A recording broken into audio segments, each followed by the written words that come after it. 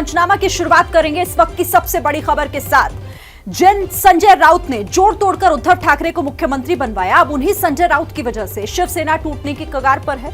महाराष्ट्र की राजनीति का पूरा ड्रामा गुजरात में हो रहा है। फिर एक बार संकट में है सरकार, क्या गंवानी पड़ेगी कुर्सी? कैसे होगा बेड़ा पार?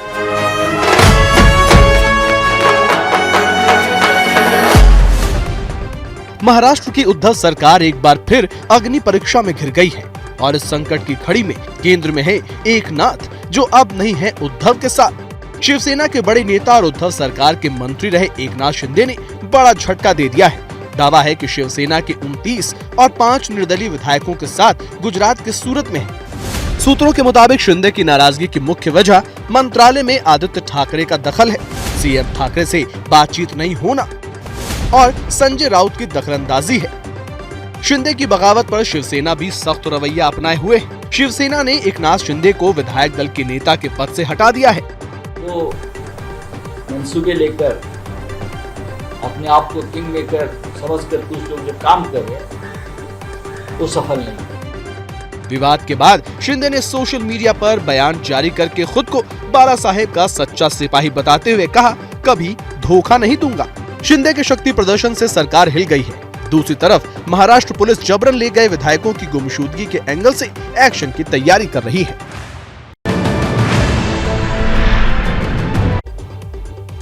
तो महाराष्ट्र की सियासत के भूकंप का केंद्र है गुजरात का सूरत शहर। यहाँ के होटल में शिवसेना के बागी विधायक हैं। सरकार की सूरत बदलने वाला समीकरण गुजरात के सूरत से ही तय होता दिख रहा है। सूरत में अचानक महाराष्ट्र नंबर की गाड़ियों की हलचल काफी बढ़ी हुई है। बागी एकनाथ शिंदे विधायकों के साथ सूरत के होटल में रुके हैं।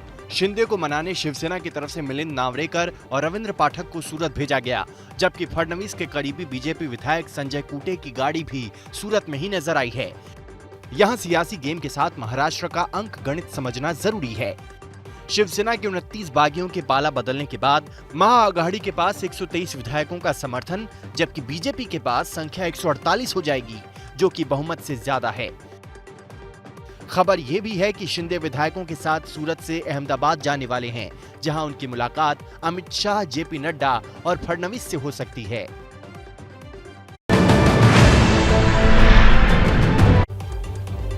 और देखिए, महाराष्ट्र की राजनीतिक स्थिति पर दिल्ली में बीजेपी अध्यक्ष जेपी नड्डा और गृह मंत्री अमित शाह ने मिलकर रणनीति बनाई है। दोनों गुजरात जा सकते हैं।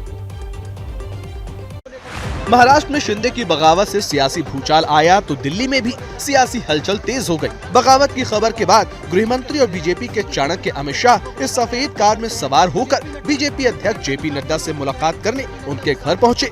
दोनों नेताओं के बीच करीब आधे घंटे तक बैठक हुई। सूत्रों के हवाले से खबर है कि बैठक में महाराष्ट्र की स्थिति पर नेताओं ने मंथन किया। बीजेपी के आलोचनाओं के साथ महाराष्ट्र के पूर्व मुख्यमंत्री देवेंद्र फडणवीस भी एक्शन में है। सूत्रों के हवाले से खबर है कि बीजेपी ने केंद्रीय मंत्री पीयूष गोयल, भूपेंद्र यादव, विधायक मंगल प्रभात लोढ़ा को ऑपरेशन लोटस की जिम्मेदारी दी है।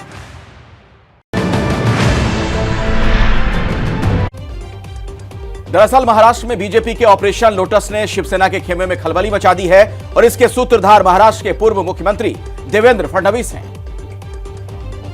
मेरा पानी उतरता देख मेरे किनारे पर घर मत बसा लेना। मेरा पानी उतरता देख मेरे किनारे पर घर मत बसा लेना। मैं समंदर हूं, लौट कर वापिस आऊंगा। महाराष्ट्र के सियासी संकट के बीच महाराष्ट्र के पूर्व मुख्यमंत्री और बीजेपी नेता देवेंद्र फडणवीस का ये बयान वायरल है। फडणवीस ने ये बयान 2 दिसंबर 2019 को दिया था। बताया जा रहा है कि महाराष्ट्र में ऑपरेशन लोटस के सूत्रधार देवेंद्र फडणवीस ही हैं। ऑपरेशन लोटस से उद्धव सरकार पर संकट के बादल मंडरा रहे हैं, यानी कि ये देवेंद्र फडणवीस ने जो बात 2 साल पहले कही थी, उस बात को सच साबित करके दिखाया है। देवेंद्र फडणवीस महाराष्ट्र में बीजेपी के सबसे बड़े नेता हैं। महाराष्ट्र में फडणवीस के चुनावी रणनीति का कोई सानी भी नहीं है। हाल ही के चुनावी नतीजे इसकी गवाही दे रहे हैं। 20 जून के एमएलसी चुनावों में बीजेपी ने 10 में से 5 सीटों पर कब्जा जमाया। तो वहीं इससे पहले 10 जून को राज्यसभा चुनाव में बीजेपी को 3 सीटें मिली। इन दोनों चुनावों की खास बात ये रही कि बीजेपी ने अपनी ताकत से 1 सीट ज्यादा जीती और ये कमाल देवेंद्र फडणवीस की रणनीति के दम पर ही हुआ। महाराष्ट्र के सियासी संकट को लेकर निर्दलीय सांसद नवनीत राणा काफी खुश हैं।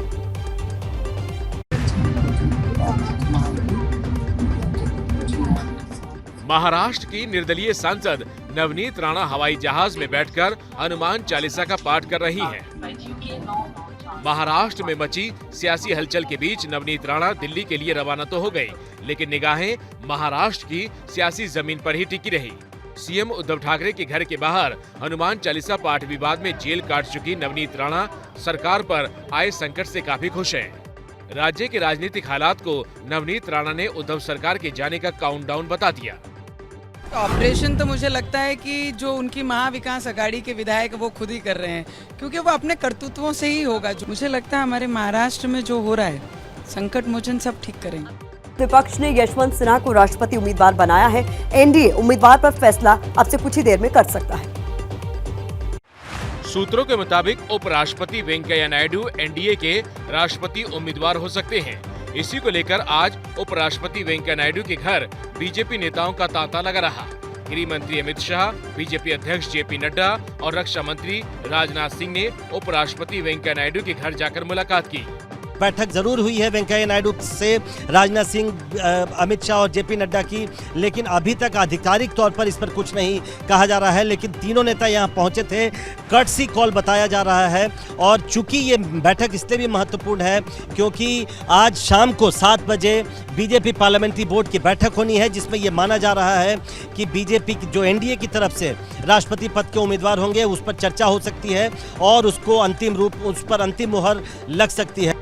वहीं विपक्ष ने टीएमसी नेता यशवंत सिन्हा को साझा उम्मीदवार बनाया है। जरूरत पड़ी तो चुनाव 18 जुलाई को होंगे और नतीजे 21 जुलाई को घोषित किए जाएंगे। और आर्म्स एक्ट के दोषी बिहार के बाहुबली विधायक अनंत सिंह को सजा मिल गई है। अब उनकी विधायकी जाएगी।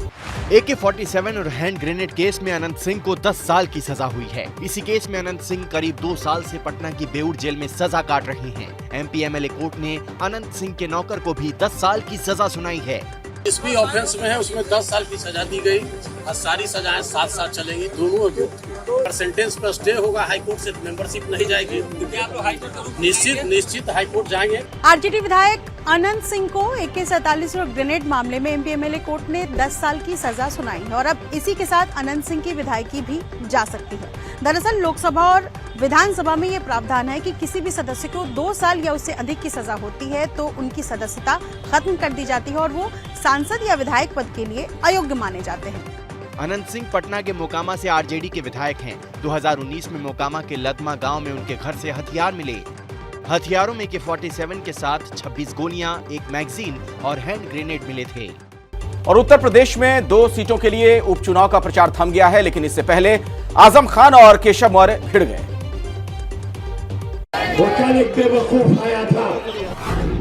आजम खान के गढ़ रामपुर में परसों हो रहे लोकसभा उपचुनाव के लिए आज प्रचार थम गया, लेकिन इससे पहले आजम खान और केशव मौर्य की तकरार ने चुनाव का तापमान बढ़ा दिया।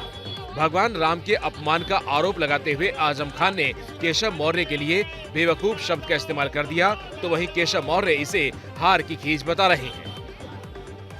एक बेवकूफ आया था जो विधानसभा में जमानत खो बैठा, अपनी विधान परिषद का खैरात और भीख में मेंबर बनाकर उसे डिप्टी चीफ मिनिस्टर बनाया है। चुनाव में पराजय एकदम स्पष्ट दिखाई देती है व्यक्ति को, तो बौखलाहट होना स्वाभाविक है। तो बौखलाहट, घबराहट में इस तरह के जो बयान देते हैं, भगवान उनको सद्बुद्धि दे, उनका स्वास्थ्य ठीक रहे। आखिरी दिन सीएम योगी भी रामपुर में प्रचार करने पहुंचे। रामपुर और आजमगढ़ में गुरुवार को वोट डाले जाएंगे। अखिलेश यादव के प्रचार से दूर रहने को लेकर भी बीजेपी हमलावर है। मध्य प्रदेश में कश्मीर को लेकर पूछा गया एक सवाल शिवराज सरकार की परेशानी बढ़ा रहा है। कश्मीर और कश्मीर में आतंक भारत पाकिस्तान के बीच विवाद का सबसे बड़ा मुद्दा है, लेकिन आज बात कश्मीर विवाद की नहीं बल्कि कश्मीर पर पूछे गए सवाल से शुरू हुए बवाल की। ये विवाद शुरू हुआ है मध्य प्रदेश से। दरअसल रविवार को मध्य प्रदेश लोक सेवा आयोग में एक सवाल पूछा गया, क्या भारत को कश्मीर पाकिस्तान को दे देने का निर्णय कर लेना चाहिए। इसके साथ तर्क भी दिए गए कि इससे देश का धन बचेगा। दूसरा तर्क, नहीं, ऐसे निर्णय से इस तरह की मांग और बढ़ेगी। सवाल को लेकर अब शिवराज सरकार पर सवाल उठ रही हैं। जहां पर हम कोई कॉम्प्रोमाइज नहीं कर सकते, कश्मीर का एक इंच नहीं दे सकते, पाकिस्तान जैसे शत्रु देश को उसके ऊपर सवाल पूछा जा रहा है MPPSC के ऊपर, ये निंदनीय है। शिवराज सरकार किस तरह का संदेश देना चाहती है, ये बहुत बड़ा सवाल है। देश की अखंडता के खिलाफ पूछे गए सवाल को लेकर जांच की मांग उठ रही है। राष्ट्रीय सुरक्षा सलाहकार अजीत डोभाल ने कहा है कि अग्निपथ योजना से अग्निवीरों को अनुभव, पैसा और सम्मान सब मिलेगा। उनकी ट्रेनिंग, उनका डिसिप्लिन उनको समाज में एक ऊंचा स्तर देता है। उसके बाद उनके पास एजुकेशन भी है और ये टॉप ऑफ इट है कि सरकार ने कहा कि 10% CPMF में होंगे, वो सारे रास्ते खुले हैं। उसके बाद उसके पास में 11 लाख रुपए के लगभग पैसा भी है। अग्निपथ योजनाओं से युवाओं को फायदे गिनाने के साथ साथ NSA अजीत डोभाल ने बताया कि कैसे ये योजना भारत सेना के भविष्य से जुड़ी है। यदि हमें कल की तैयारी करनी है तो हमें परिवर्तित होना पड़ेगा। आवश्यक इसलिए था कि ये सारी का सारा जो एनवायरनमेंट है भारत के चारों तरफ सारे संसार के अंदर में वो बदल रहा है। भारत का वो देश जिसकी सबसे यंग पॉपुलेशन है, उसकी एक ओल्डेस्ट आर्मी है, तो हमें उसको ठीक करना था। नेशनल हेराल्ड केस में भी राहुल गांधी से ईडी की पूछताछ लंबी होती जा रही है। राहुल से आज ईडी 5वें दिन पूछताछ कर रही है। कांग्रेस सांसद राहुल गांधी गाड़ियों के इस काफिले के साथ आज सुबह एक बार फिर ईडी के दफ्तर पहुंचे। ईडी के सूत्रों के मुताबिक राहुल सवालों के जवाब सही से नहीं दे रहे हैं, इसलिए बार बार पेशी हो रही है। राहुल गांधी से 5 दिनों की पूछताछ के दौरान ईडी सवाल पर सवाल दाग रहा है और राहुल गांधी जवाब दे रहे हैं, लेकिन ईडी सूत्रों के मुताबिक ईडी राहुल गांधी के जवाबों से संतुष्ट नहीं है। ऐसे में राहुल गांधी से होने वाली पूछताछ लंबी चल सकती है और ये तो आने वाला समय ही बताएगा कि राहुल गांधी के जवाबों से ईडी संतुष्ट होता है या नहीं। उधर ईडी की राहुल से लगातार हो रही पूछताछ को लेकर नाराज कांग्रेस कार्यकर्ताओं ने आज फिर सड़कों पर विरोध प्रदर्शन किया। कांग्रेस कार्यकर्ताओं ने पार्टी दफ्तर से जंतर मंतर तक मार्च भी निकाला। पुलिस ने कुछ कार्यकर्ताओं को हिरासत में भी लिया है। चलिए पंचनामा में अब बात कर लेते हैं मौसम की। बिहार का शोक कहे जाने वाली कोसी नदी उफान पर है।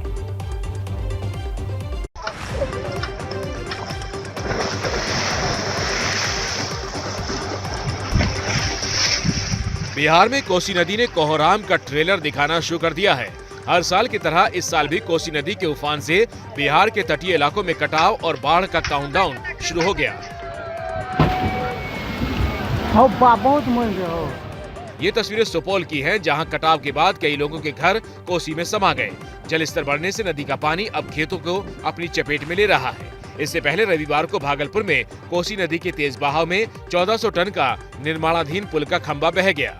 कोसी नदी के प्रकोप का शिकार हुआ ये पुल 996 करोड़ रुपए की लागत से बन रहा था और 2024 तक बनकर तैयार होना था। हर साल की तरह इस साल भी पूर्वी और पश्चिमी बिहार के 11 जिलों में बाढ़ की आहट आनी शुरू हो गई है। बिहार में इस समय 11 नदियों में से 7 का जलस्तर बढ़ा हुआ है, जो बाढ़ के बढ़ते खतरे का संकेत है। उम्र के आगे अच्छे लोगों के हौसले पस्त हो जाते, लेकिन गुजरात की 105 साल की रामाबाई ने अपने हौसले से उम्र को ही मात दे दी है।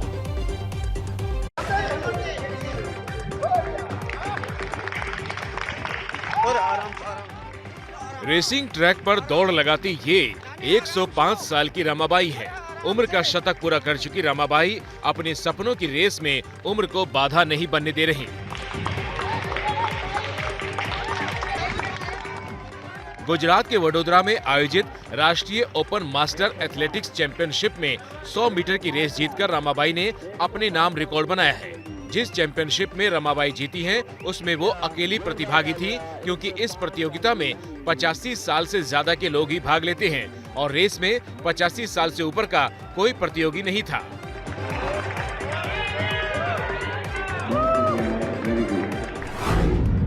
एक 105 साल की रमाबाई के जज्बे ने यह साबित कर दिया कि उम्र तो महज एक नंबर है। अगर सपने पूरे करने की जिद है तो उम्र कोई मायने नहीं रखती। अरे आराम से